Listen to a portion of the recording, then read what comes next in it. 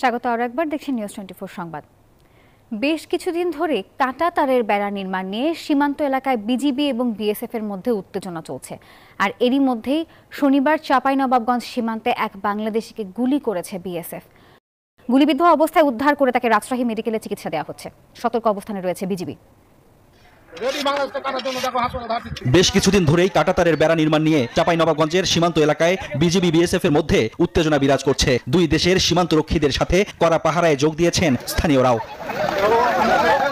এর মধ্যেই শনিবার ভোরে শিবগঞ্জ উপজেলার আজমতপুর সীমান্তে শহীদুল ইসলাম নামের এক বাংলাদেশিকে গুলি করে বিএসএফ। বিএসএফ এর গুলিতে একজন আহত হয়েছে বলে শুনেছি।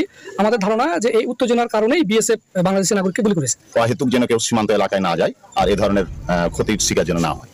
শহীদুলের স্বজনরা জানান, কয়েকজন মিলে সীমান্তের কাছে মাটি কাটতে যান শহীদুল। তাদের লক্ষ্য করে গুলি চালায় বিএসএফ এর সদস্যরা। গুলিবিদ্ধ হন শহীদুল। তাকে গুরুতর অবস্থায় উদ্ধার করে রাজশাহী মেডিকেলে ভর্তি করা হয়। শহীদুল এখন নিবিড় পর্যবেক্ষণে চিকিৎসাধীন রয়েছে। আমার ভাতিজা এখন ওরা মাটি কাটতে গেছিল, মাটি কাটতে গিয়ে বিএসএফ তাড়াতাড়ি গুলি করেছে। তো এখন পর্যন্ত রোগীটি স্থিতিশীল রয়েছে। অস্ত্রোপচার করার পরে আমরা পরবর্তীতে আপনাদেরকে বিস্তারিত বলতে পারব।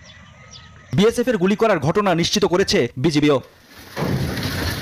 এর আগে শুক্রবার সকালে লালমনিরহাটের পাটগ্রাম সীমান্তে কাঁটাতারের বেড়া নির্মাণকে কেন্দ্র করে বিজিবি বিএসএফ এর মধ্যে উত্তেজনা দেখা দেয়।